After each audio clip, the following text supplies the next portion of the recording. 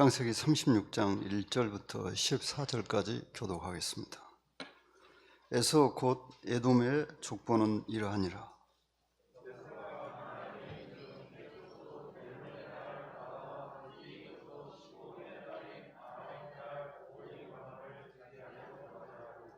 또 이스마엘의 딸 느바요의 누이 바스맛을 맞이하였더니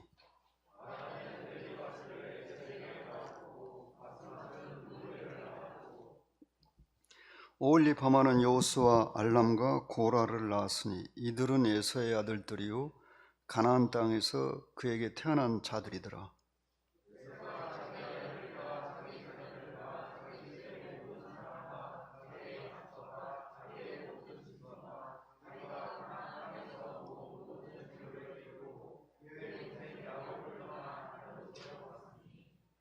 두 사람의 소유가 풍부하여 함께 거주할 수 없음이로라.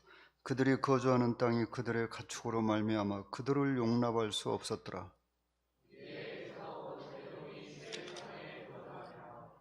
세일산에 있는 에돔 족속의 조상 에서의 족보는 이러하고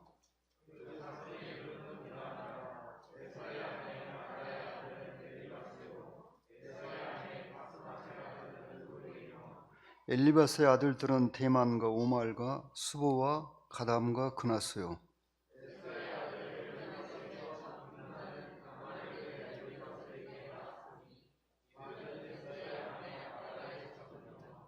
누엘의 아들들은 나악과 세라와 삼마와 미사니 이들은 에서의 아내 바스맛의 자손이며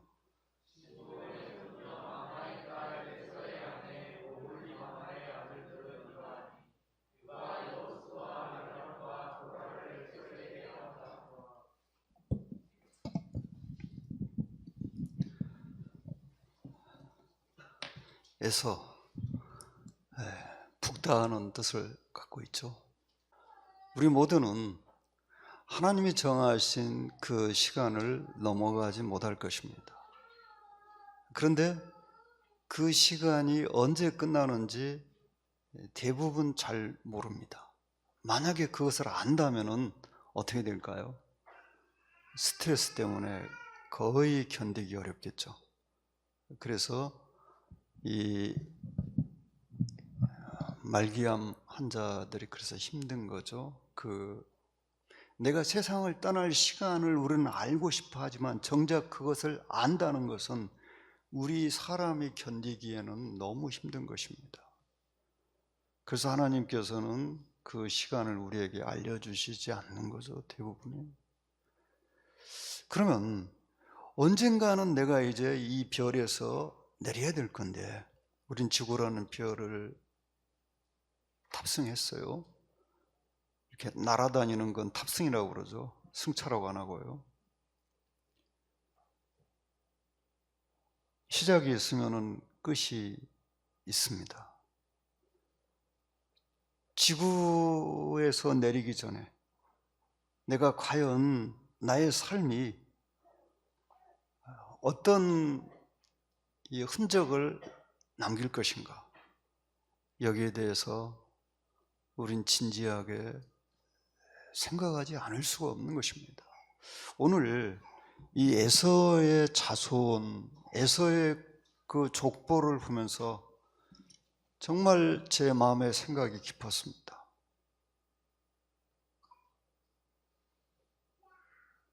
여러분도 이 창세기 36장을 보시면서 그런 생각을 하실 수 있었을 것입니다.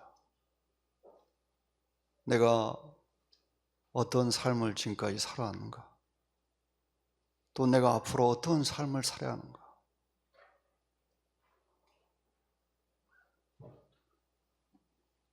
에서 곧 에돔의 족보는 이러하니라.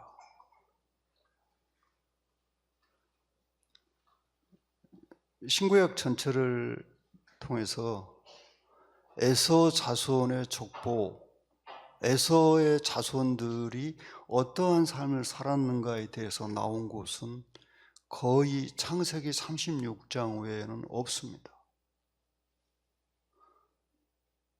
창세기 36장은 오로지 에서에 관한 기록이라고 할 수 있습니다.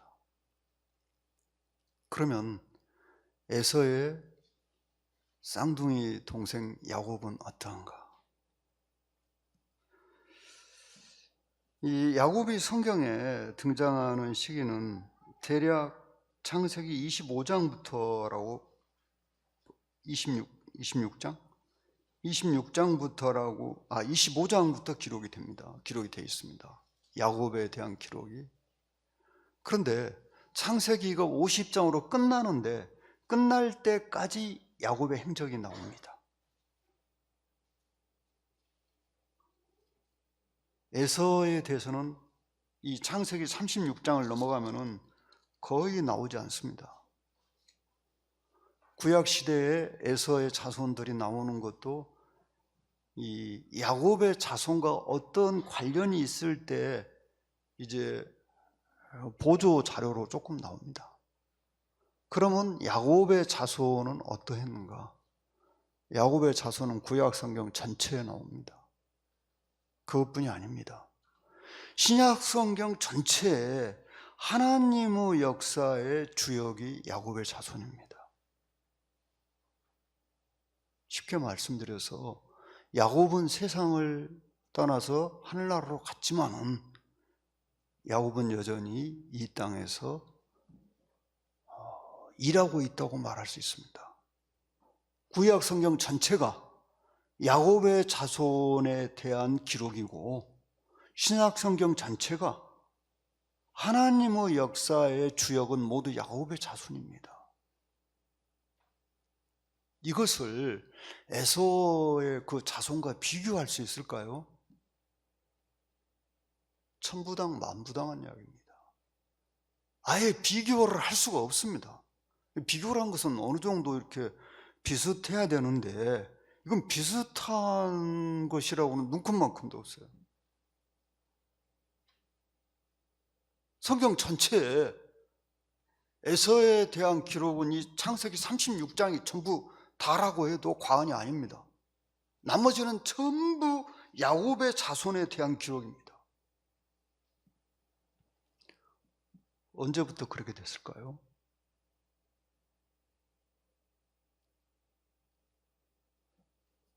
이 히브리서 12장 보실까요? 16절부터 17절 교독하겠습니다. 음행하는 자와 혹 한 그릇 음식을 위하여 장자의 명분을 판 에서와 같이 망령된 자가 없도록 살피라.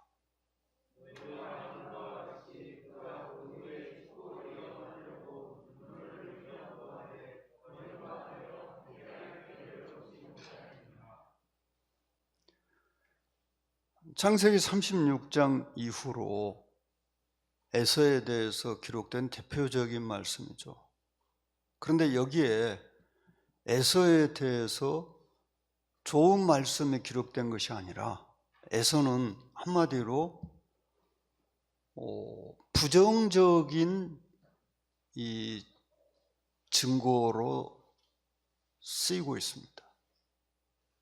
긍정의 증거로 쓰이는 게 아니라 부정의 증거. 이렇게 살면 안 된다. 그런 거 있잖아요. 아주 모범적인 사람은 저렇게 살아야 된다고 긍정의 표본으로 쓰이고 아주 악질적인 사람은 저렇게 살면 안 돼. 부정의 증거로 쓰이는 거 있습니다. 세상에 그런 경우가. 그런데 에서가 바로 그거예요. 에서처럼 살면 안 된다. 그런 의미죠. 그런데 우리 성경에는 망령된 자 이렇게 번역이 되어 있어요. 영어 성경은 전혀 다르게 되어 있어요. 영어 성경에서는 하나님을 믿지 않는 자 이렇게 되어 있어요. 하나님을 믿지 않는. 그래서 영어 성경에서 우리말로 번역된 망령된 자란 그 망령된이란 말이 어떤 사람 앞에 쓰일 때는 어떻게 해석하냐면 사악한 자 이렇게 해석합니다. 악한 것이 아니라요. 아주 악한 자다. 그러니까 하나님을 믿지 않으면 악하게 되는 거죠. 그래서 이 하나님을 믿지 않는단 말이 뭐냐면은 하나님이 없다 그 말입니다. 하나님이 없는 자, 그 사람 마음에. 이 하나님 안 믿는 사람이죠.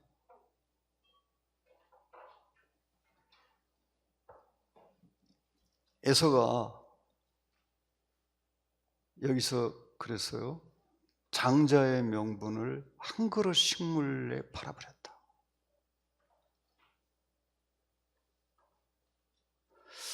우리는 그런 적이 없을까요?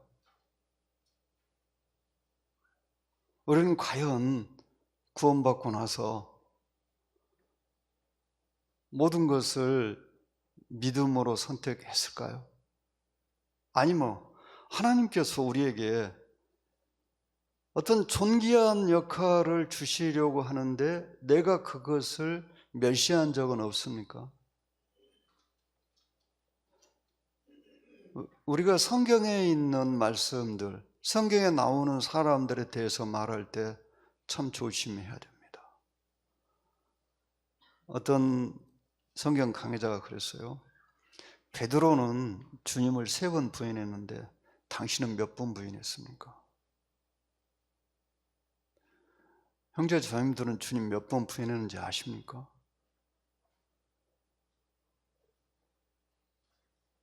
셀 수 없는 것은 2가지 경우가 있죠. 아무것도 없을 때는 셀 수 없어요. 그러잖아요. 근데 너무 많을 때는 또 셀 수가 없어요. 근데 안타깝게도 제 경우를 보니까 아무것도 없어서 주님을 부인한 것을 셀 수 없는 게 아니라 너무 많아서 셀 수가 없어요. 그분이 그랬어요. 베드로는 3번 부인했는데 우리는 3만 번 더 했습니다. 근데 그 글을 보면서 제가 뭐라고? 3만 번 더 했다고? 갑자기 머리에 멘붕이 왔어요. 뭐 3만 번? 이게 뭔 말이지? 그런데 가만히 생각해 보니까 내 마음에서 주님을 지어버린 때가 너무 많아. 그 주님 부인하는 거잖아요. 그게 내 마음에서 주님이 없어. 내가 주님 믿은 뒤에, 믿기 전에는 뭐 해당이 안 되고요. 근데 형제 자매님들 어떠십니까? 주님이 여러분의 마음에 항상 계셨습니까? 모든 경우에 계셨습니까? 여러분이 어떤 행동을 할 때, 어떤 말을 할 때 주님을 항상 의식하고 하셨습니까? 아니면은 주님을 잊어버리고 하셨습니까? 아니면 주님을 잃어버리고 하셨습니까? 정말 베드로는 주님 3번 부인했다가 지금 2000년 동안 계속해서 사람들에게 판단을 받고 있는데 정작 우리들은 주님을 도대체 몇 번이나 부인했는지 셀 수도 없는, 그래서 베드로가 우리에게 큰 스승이 되고 있습니다. 알고 보면 에서가 장자의 명분을 성경은 어떻게 말씀했습니까? 만홀히 여겼다 그랬어요. 멸시했다 그 말입니다. 우리가 하나님의 말씀을 멸시하면 어떻게 되느냐? 하나님께서 우리에게 주시는 이게 값을 계산할 수가 없어요. 하나님이 주시는 것들은 그것을 잃어버리게 되는 거예요. 그런데 안타까운 것은 에서는 자신이 잃어버린 장자의 명분이 도대체 얼마나 큰 것인지조차 몰랐어요. 모르고 있어. 언제까지? 죽을 때까지. 이것이 바로 믿음이 있는 사람과 없는 사람의 차이입니다.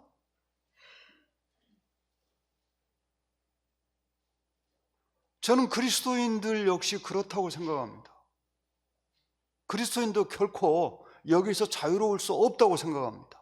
어떤 그리스도인은 구원받고 나서 주님을 위해서 사는 것이 얼마나 귀한 것인지 그냥 온통 그의 인생 전체가 그것에 붙잡혀 있어. 주님을 위해 사는데 붙잡혀 있어요. 근데 어떤 그리스도인은 분명히 구원 받았는데 나 이제 천국 가게 됐어. 아이고 너무 나한테 그렇게 스트레스 주지 마. 나 그냥 적당히 신앙생활 할 거야. 말은 안 하지만 그렇게 사는 사람들 많이 있습니다. 제발 나한테 경건한 거 이야기 좀 하지 마. 그냥 나 너무 스트레스 받아. 여러분 그러십니까? 경건한 거 들으면 스트레스 받습니까? 그거 하지 말고 좀 재밌는 이야기 좀 해봐. 세상에서 잘 먹고 잘 사는. 그러면 기분이 아주 좋아지고 마음이 가벼워집니까? 또 누가 와가지고 여러분에게 그 형제님 말이야, 내가 잘 몰랐는데 알고 보니까 너무 위선자더라고. 이런 남을 막 험담하는 이야기, 그 형제님뿐 아니라 이제 안 믿는 사람에 대해서도 이런 이야기 들으시면 여러분의 마음속에 그게 깊이 들어갑니까? 잠언에 그렇게 나와 있어요. 남을 험담하는 말은 마음속에 깊이 들어간다고? 아니면은 그런 말 들으면 그냥 길을 콱 막아버리고 싶습니까? 그리고 그런 사람이 그냥 오지도 못하게 하고 싶습니까? 그게 지금 내가 어떠한 영적 상태에 있느냐, 그걸 딱 결정하는 거예요. 이 안 믿는 사람들이 이제 극악해졌어. 근데 그들의 특징을 성경이 어떻게 표현했냐면은 하나님에 대해서 말도 못 꺼내게 했다, 이런 의미로 표현됐어요. 하나님에 대해서 아예 말을 못 꺼내게. 왜? 이건 마치 며칠 동안 여름에 어디 피서 갔다 왔더니 마침 도착한 시간이 밤이었어요. 그래서 방문을 딱 열고 불을 딱 켜는 순간 그냥 가가가 하는 소리가 나서 뭔가 했더니 바퀴벌레들이 그냥 불이 딱 비치니까 막 다리가 끊어져라고 달려 도망가는 그런 거 보신 적 있죠? 하나님은 빛이잖아요. 그러니까 하나님이 빛이시면은 어둠 속에 있는 사람들은 쉽게 말해서 견딜 수가 없어요. 그러니까 빨리 어두운 데로 숨어야 돼. 그런데 빛 가운데 있는 사람들은 하나님이 나타나시면 훨씬 좋아하죠. 더 밝은 빛이 비치니까. 그래서 안타깝게도 죽을 때까지 자신이 버렸던 장자의 명분이 얼마나 이건 경이롭다고 표현할 수밖에 없어요. 경이로운 가치를 지녔는지 모르고 살다 갔어요. 그리고 에서의 자손들이 하나님의 일과 관련해서 성경에 기록된 곳이 단 한 절도 없습니다. 안타깝게도 에서의 자손은 신약 성경에서조차도 하나님을 대적하는 사람들로 나옵니다. 대표적인 사람이 헤롯 왕입니다. 우리 주님을 살해하려고 했던 그 헤롯 왕이 에서의 후손입니다. 이 얼마나 끔찍한, 이 얼마나 참혹한 일입니까? 저는 36장을 보면서 이 기록은 하나님을 안 믿는 사람들에 대해서 하나님이 어떻게 보시고요? 그리고 야곱의 자손들은 먼저 애굽으로 내려가 가지고 애굽에서 430년 동안 엄청 고통을 430년 전체는 아닙니다. 처음에는 그들이 대우를 받았어요. 어떤 역사에 의하면은 이 요셉이 이스라엘에 내려갔을 때 어떻게 그렇게 젊은 청년을 총리로 세웠을까? 여기에 대해서 이제 이 우혹에 대해서 써놨는데, 물론 요셉의 개인적인 능력도 탁월했어요. 그런데 그 당시에 애굽 왕은 셈족이었고 애굽인들은 함족이잖아요. 흑인들이에요. 그런데 거기 셈족이 왔어요. 그러니까 요셉을 총리로 세우는 것이 왕이 생각할 때 오히려 바람직한 일이었고, 또 야곱의 자손들이 왔을 때도 환영했던 이유가 그 왕족과 같은 이 혈통이었기 때문에 환영했다는 말도 있습니다. 어찌됐든 간에 야곱의 자손들은 이집트로 내려가서 이집트에서 큰 고통을 당했습니다. 근데 그때 에서의 자손들은 어땠느냐? 세일산 일대를 차지해가지고, 세일산이 어디냐면, 그 지역이 어디냐면은 지금 시나이 반도에서 동쪽입니다. 이 시나이 반도는 이집트 땅이잖아요. 근데 이 시나이 반도가 이렇게 삼각형처럼 생겼잖아요. 그래서 이 삼각형처럼 생긴 시나이 반도 그 동쪽에 이제 홍해가 있어요. 근데 홍해가 동북쪽으로 쭉 올라가는 데가 있습니다. 여기를 아카바만이라고 부릅니다. 그리고 서쪽으로 간 그 만이 있어요. 서쪽으로 이렇게 올라간 만, 거기 이제 스에즈만이라고 그래요. 그래서 그쪽에 이제 스에즈 운하가 있어요. 그러면 아카바만 바로 옆에가 이제 세일산입니다. 근데 옆에가 아니라 아카바만 위쪽에, 그러니까 사해바다부터 아카바만 그 사이가 세일산이에요. 여기가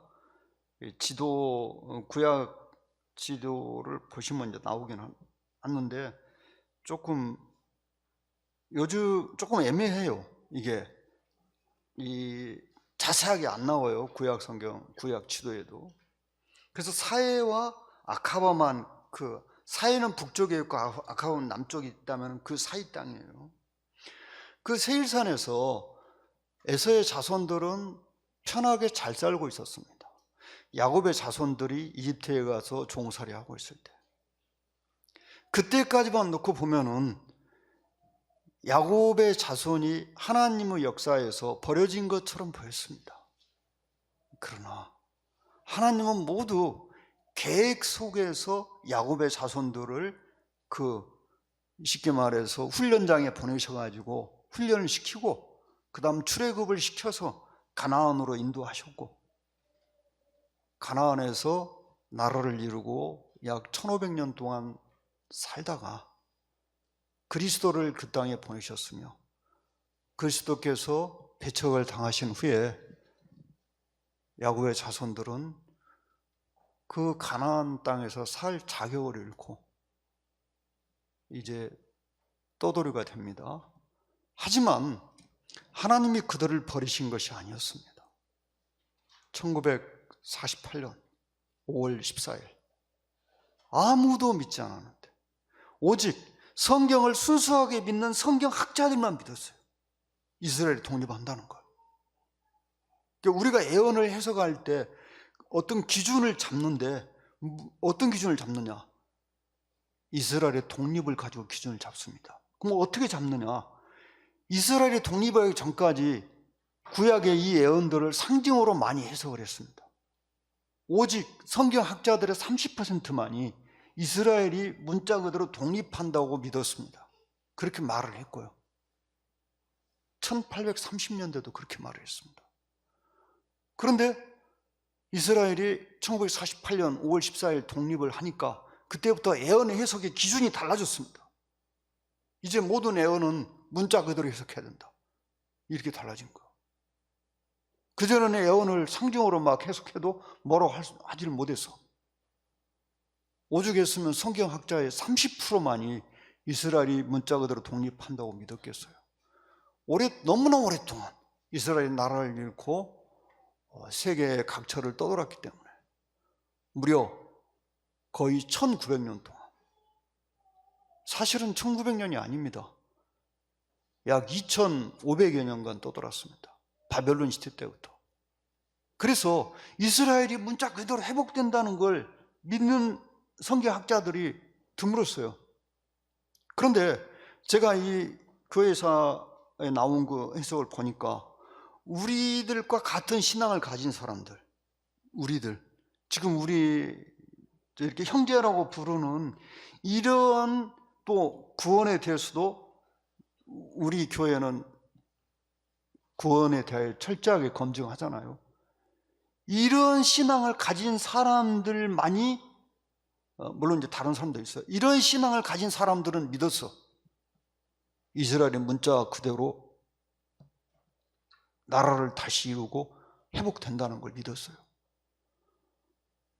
그래서 제가 그것을 보면서 내가 알고 내가 믿고 있는 이 신앙이 올바른 신앙이구나, 그것을 다시 한번 확인하게 됐습니다.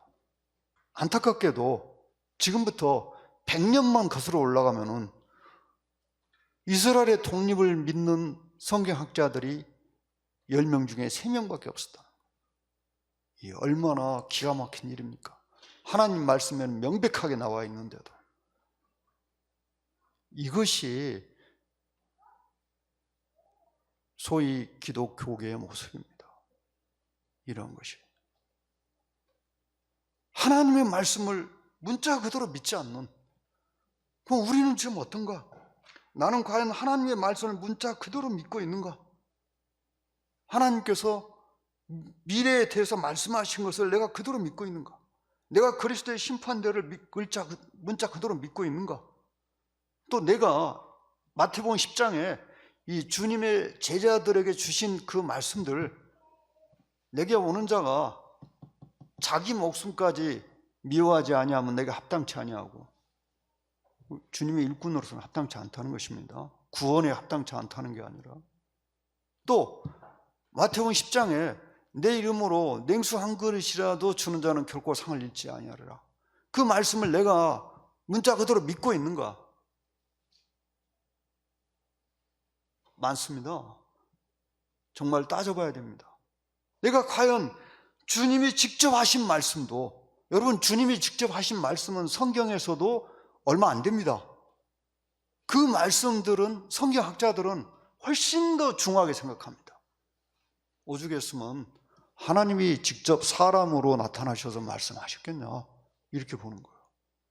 성경을 연구하는 사람들은 모두는 아닙니다만은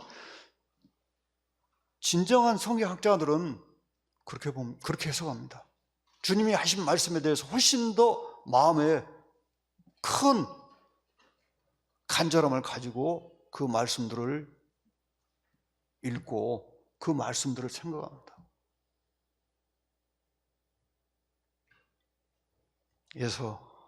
에서는 정말 안타깝게도 부정적인 삶의 증거로 지금까지 쓰이고 있습니다. 에서가 구원받았을까요? 에서한테 구원받았다고 하는 사람은 그 사람의 구원을 의심해 봐야 합니다.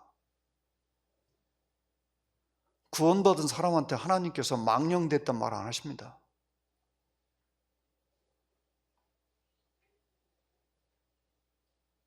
그는 이 육신의 이 욕심을 위해서, 에서가 나타낸 이 식욕은 어떤 욕심입니까? 요한 1서 2장에 나오는 육신의 정욕과 안목의 정욕과 이생의 자랑 가운데 육신의 정욕이잖아요. 태어날 때부터 가지고 온 이 본능적인 욕구, 식욕, 수면욕, 하나 더 한다면 성욕입니다. 그런데 성욕은 먹지 못하면 없어진다. 이게 아우슈비츠 수용소에서 증명됐어요. 그러니까 죽을 때까지 바뀌지 않는 것은 식욕과 수면욕입니다. 그 식욕 때문에 하나님께서 주시는 경이로운 복을 그냥 집어 던져버렸습니다. 우리들이 하나님이 약속하신 이 말씀을 귀하게 여기지 않는다면은 그 부분에 대해서는 우리도 뭐가 없겠어요? 아무것도 없어요. 하나로 가면. 에서가 뭐라겠습니까? 내가 지금 배가 고파가지고 죽게 됐는데 장자의 명분이 나한테 무슨 유익이 있느냐? 왜 그런 말을 했겠습니까? 왜? 우리는 에서가 한 말만 관심을 갖지 말고 에서가 왜 그 말을 하게 됐는가? 그 배경을 진지하게 살펴봐야 됩니다. 그건 어느 날 갑자기 튀어나온 말이 아니기 때문에. 왜 그는 그런 생각을 했을까요? 하나님께서는 우리들에게 그러셨어요. 찾고 구하는 자에게 찾을 것이라겠고 얻을 것이라고 그러셨어요. 그러면 우리가 하나님이 하신 이 말씀을 읽고 생각해 봐야 돼요. 그리고 자세히 살펴봐야 돼요. 성경 해석은 성경 한 권 딱 보고 그냥 잘 하는 거 아닙니다. 그럴 수 있는 사람은 이 세상에 없습니다. 그러면 하나님의 말씀을 올바로 해석하기 위해서 성경과 이제 관련된 서적, 소위 말하는 성경 주변 서적을 우리들이 가지고 있습니다. 성경 낱말 사전도 있고 성구 사전도 있고 언어 성경 해설도 있고 심지어 언어 성경도 갖고 있고요. 언어는 잘 모르지만은 또 영어 성경도 찾아보고 한글 성경도 여러 가지가 있어요. 세번역 성경도 있고 개역 성경, 개역 개정, 그다음에 쉬운 한글 성경, 한글 킹 제임스 성경, 한글로 된 성경만 해도 한 10가지는 될 거예요. 다 추려보면은 현대인의 성경이라든지. 근데 제가 찾아보니까 그게 이제 거의 다 비슷하더라고요. 어떤 경우는 이제 좀 다르게 써진 경우가 있어요. 근데 그 한글 성경만 봐가지고 잘 모르겠어요. 뜻이 명확하지 않은 구절들이 있어요. 그럼 이제 그때는 어쩔 수 없이 애국어 성경을 보는 거예요. 애국어를 잘할 수 있다면 얼마나 좋겠어요. 특히 이제 영어가 제일로 자료가 많죠. 근데 영어 성경 봐도 영어들 잘 하지도 못하고 영어 성경도 봐도 별 차이가 없어. 그러면 이제 원어에 대한 해설을 보겠죠. 근데 원어 해설을 봤는데도 이게 문화가 다르다 보니까 달라. 명확하게 해석이 안 돼. 그러니 이제 끙끙대고 있는 거예요. 이거 어떻게 해석해야 될까? 그래서 이제 어떻게 하냐면은 교회 역사에서 이 믿음의 사람들이 여기를 어떻게 해석했을까?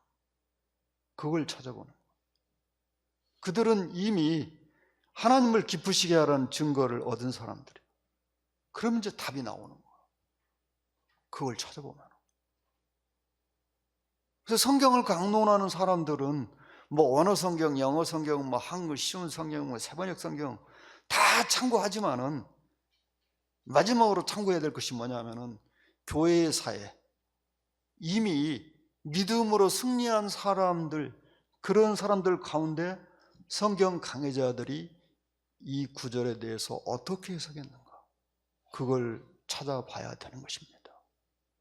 하지만 그 작업은 결코 만만한 작업이 아닙니다. 어떤 책 한 권에 딱 나온 게 아니에요. 그건 많은 책들을 찾아봐야 돼요. 그래봐도 어쩌다 한 구절씩만 나와요. 성경 전체에 대해서 나오는 것도 아니고. 그런데 왜 이렇게 해야 되는가? 강단에서 증거되는 말씀의 질에 따라서 듣는 사람들의 믿음의 질이 결정되기 때문에요. 여러분, 가족의 건강은 그 주부에 의해서 결정되는 거예요. 소위 주부가 뭔지 아시죠? 주부가 음식을 만들지를 못해가지고 걸핏하면 식당에서 시켜다 먹고, 걸핏하면 인스턴트 사다가 대충 데워가지고 가족들 먹이고, 그러면 이제 그 가족은 큰일 났어. 언제 큰일? 20년 후가 큰일이에요. 대략 암은 그런 거 먹고 한 20년 지나야 발생하거든요. 근데 그 주부는 세상에 안 계실지 몰라. 20년 후에는. 하지만 그 가족들의 미래는 이제 캄캄한 거예요. 그렇게 되면은. 그러니까 강단에서 강론하는 사람이 하나님 말씀 어떻게 가르치냐에 따라서 듣는 분들의 영적인 이 상태가 결정되는 거예요. 그걸 생각할 때 성경 강론자들이 하나님 앞에서 받는 마음의 이 중압감은 엄청납니다. 내가 만약에 성경을 잘못 해석하면은 우리 성도님들이 엄청난 피해를 본다. 나중에. 지금 당장은 매력이 없지만은 성경 해석을 제대로 하면은 우리 성도님들이 영적인 성인병에 안 걸린다. 이걸 생각합니다. 영적인 암에 안 걸린다. 한번 굳어져 버리면요, 그걸 고치는데 엄청난 수고가 필요합니다. 자, 에서의 이 족보를 쭉 보시면서 무슨 생각 드십니까? 제가 이 글을 읽어 드릴게요.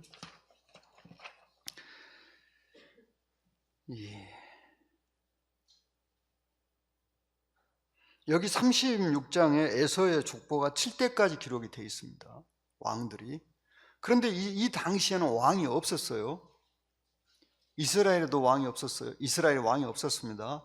하지만 하나님의 사람 모세는 성령님의 감동에 의해서 이스라엘에 왕이 나타날 것을 이미 알고 있었어요. 그 여기에 왕들에 대해서 쓴 거예요. 35장 11절에 하나님이 모세에 계시를 주셨죠. 왕들이 나온다고, 이스라엘의 자손들 중에. 에서의 후손 중 한 사람도 신실한 자들에 대한 하나님의 명부에 언급되지 않았다. 살아계신 하나님을 떠난 자들의 잊혀짐 속에 모두 사라져 버렸다. 쉬 지나가는 이 세상 명예를 소유했지만 그러나 영혼을 위해서는 아무것도 소유치 못했다.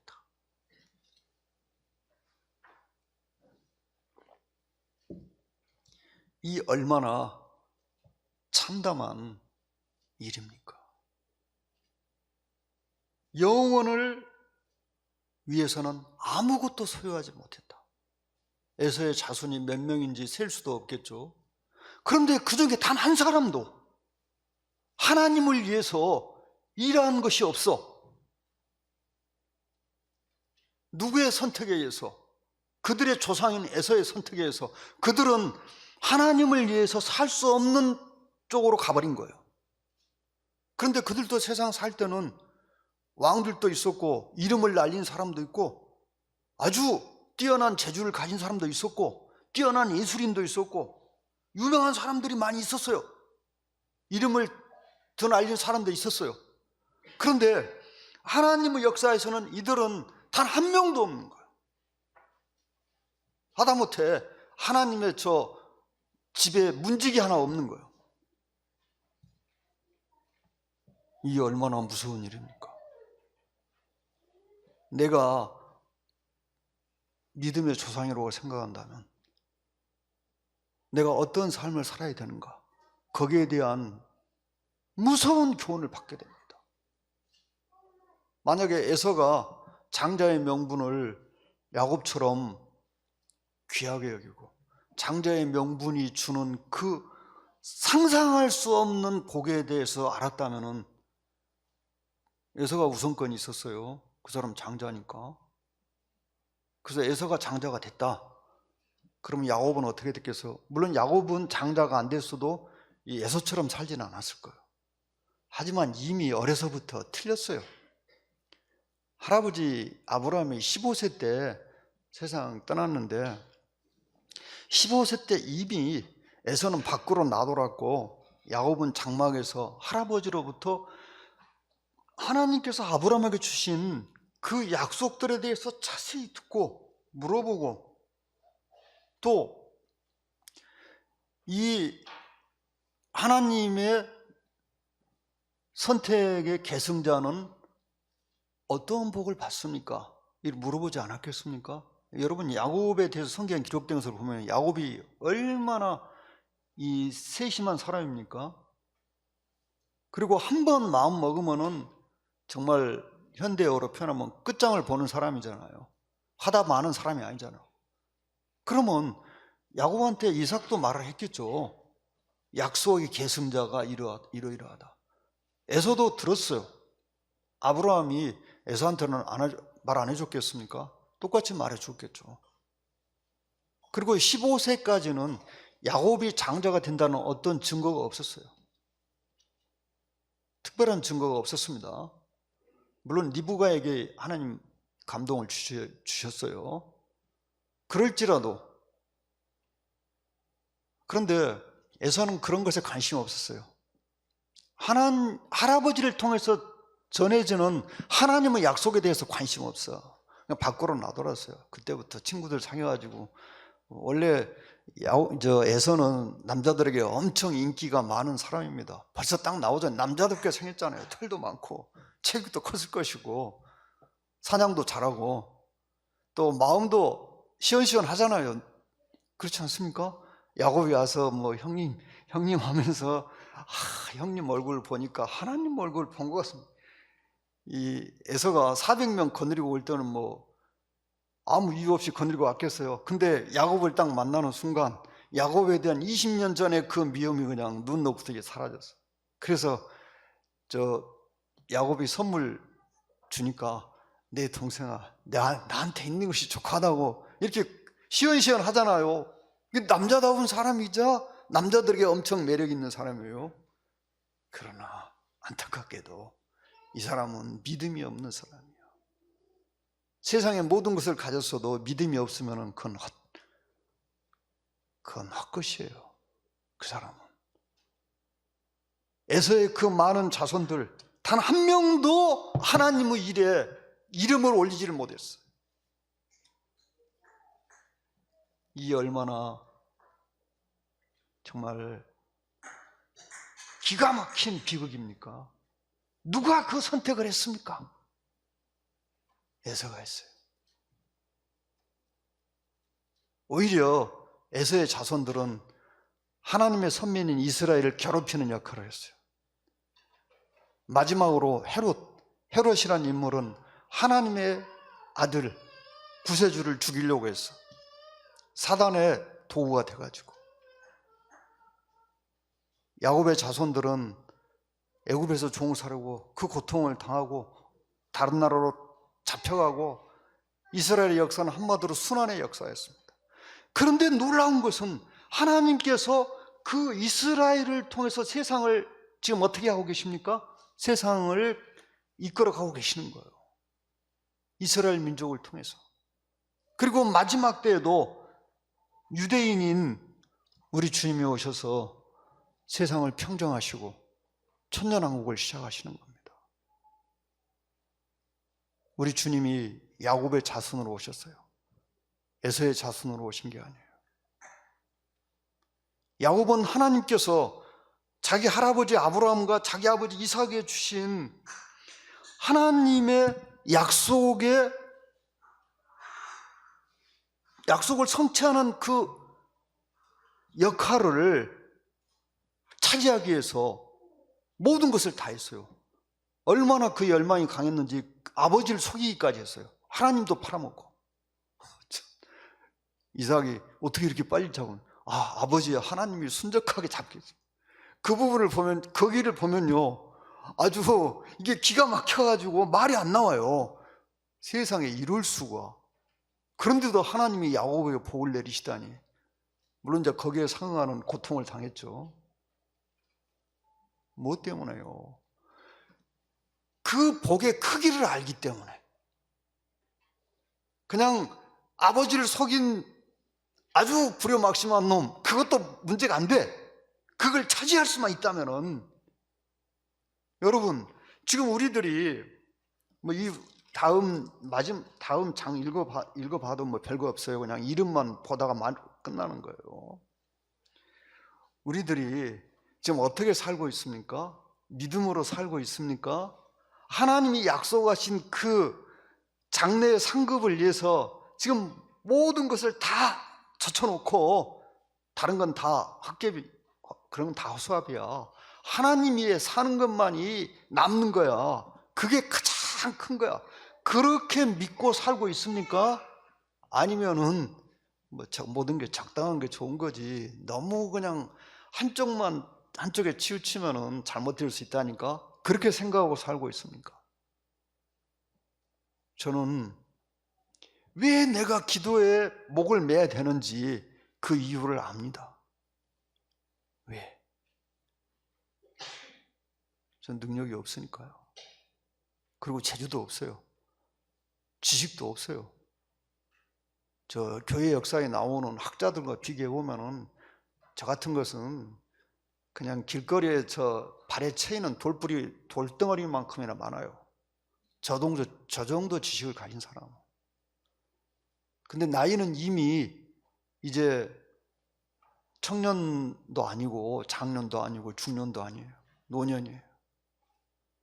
그럼 내가 할 수 있는 것이 뭘까? 기도하는 것밖에 없다. 하나님께 지혜를 구하고, 하나님께 제 자손들의 복을 위해서 구하고, 제 나라를 위해서 맨 먼저 기도합니다. 그 다음 교회를 위해서 기도합니다. 그리고 그 다음에 제 가족들을 위해서 기도합니다. 제 자신에 대한 기도는 저 뒤에가 있습니다. 빠뜨리지는 않아요. 날마다요. 하여튼 시간만 나면은, 기도할 시간만 나면은 10분이 되든 20분이 되든 엎드립니다. 다른 길이 없으니까요. 여러분은 여러분 스스로 믿음의 조상이라는 생각을 하십니까? 제가 보기에 거의 대부분의 성도님들 믿음의 조상입니다. 야곱의 자손들은 자신들의 조상인 야곱을 두었기 때문에 하나님의 약속의 백성이 되었고, 에서의 자손들은 안타깝게도 자기들의 조상인 에서가 하나님을 믿지 않는 사람, 에서는 이 육신의 대표적인 사람, 육신을 대표하는 사람입니다. 육신적으로 사는 사람, 쉽게 말해서 불신자를 대표한다 이 말이에요. 불신자의 삶을. 그 사람이었기 때문에 기회조차 얻지 못했습니다. 하나님을 위해 살 수 있는. 뭐 에서의 자손도 개인적으로 우리 주님을 믿은 사람이 있을 수는 있겠죠. 하지만 하나님의 역사의 무대에서 그들은 젖혀져 버렸어요. 이 얼마나 엄청난 일입니까? 우리가 그런 말 하죠. 줄을 잘 서라. 우리 주님 줄에 서야 되겠죠. 믿는 사람은 줄에 서야 되겠죠. 안 믿는 사람은 줄에 서보세요. 거기서 이름을 날리고 돈을 벌고 출세를 그거요 다 헛것이에요. 헛것. 세상 마치는 날 그거 다 헛것입니다. 아무것도 없어요. 살아계신 하나님을 떠난 자들의 잊혀짐 속에 모두 사라져 버렸다. 그들은 일시적인 부와 쉬 지나가는 이 세상 명예를 소유했지만 그러나 영혼을 위해서는 아무것도 소유하지 못했다. 에서 자손의 슬픈 역사입니다. 우리들의 자손이 에서의 자손처럼 되지 않는다는 보장은 없습니다. 내가 믿음의 조상이라면 본을 잘 보여야 되겠죠. 그리고 믿음의 조상이라고 생각한다면 자손들을 위해서 많은 고생을 스스로 감수해야 되는 것입니다. 주님을 위한 많은 수고를 스스로 감수해야 됩니다. 저 집회 한 번 빠지는 거요. 전심사역 하기 전에도요. 집회 한 번 빠지는 것에 대해서 어떤 생각을 했느냐. 그건 내가 하나님과의 약속을 어기는 것이다. 하나님의 존전에 나가는 것을 내가 반드시 지키겠다고 스스로 다짐했는데 그걸 어기는 것이고, 또 있어요. 이런 말씀 드리면 오해하지 마세요. 내가 내 자손들을 위해서 들어줄 수 있는 보험이 뭔가? 하나님께 드리는 것입니다. 내 자손을 위해서. 돈을 저축해가지고 모아가지고 아들한테 주고 손자, 그거요. 그거 얼마 되지도 않고 그거 해봤자 별거 없어요. 그런데 내가 하나님에게 부지런히 드리면은 하나님이 난 그 아이들에게 틀림없이 제가 드린 만큼이 아니고 그보다 훨씬 더 많이 갚아주실 것을 믿고 그렇게 하고 있습니다. 제가 하나님께 제 소득이 얼마를 드리는가를 공개한다면 성도님들은 모두 저를 이상한 눈으로 쳐다볼 것입니다. 이형제님 돈이 많은가 봐. 이렇게 생각할 가능성이 있어서 얼마 드리는지 내가 공개하지 않겠습니다. 하늘나라 가보시면 이제 다 아실 거예요.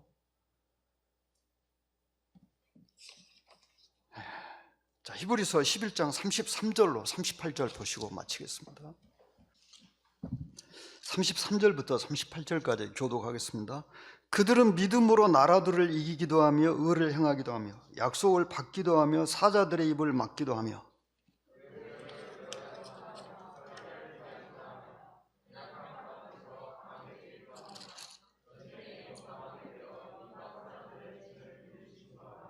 여자들은 자기의 죽은 자들을 부활로 받아들이기도 하며 또 어떤 이들은 더 좋은 부활을 얻고자 하여 심한 고문을 받되 구차히 풀려나기를 원하지 아니하였으며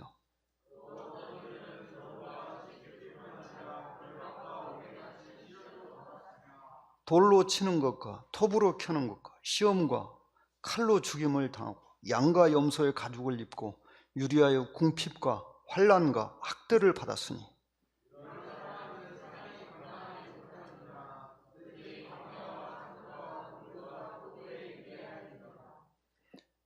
저를 특별히 감동시킨 말씀은 35절입니다.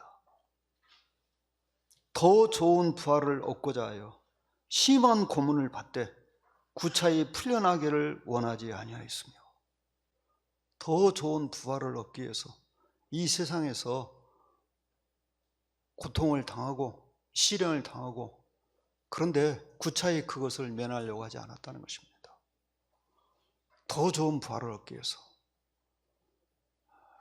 저와 여러분이 더 좋은 부활을 얻기 위해서는 이 세상에서 당하는 고난에 대해서 고난이라고 여기지 않고 내가 하나님 앞에 가서 더 좋은 부활을 얻기 위한 마땅히 지불해야 되는 비용이다. 이 생각을 할 수 있기를 바랍니다.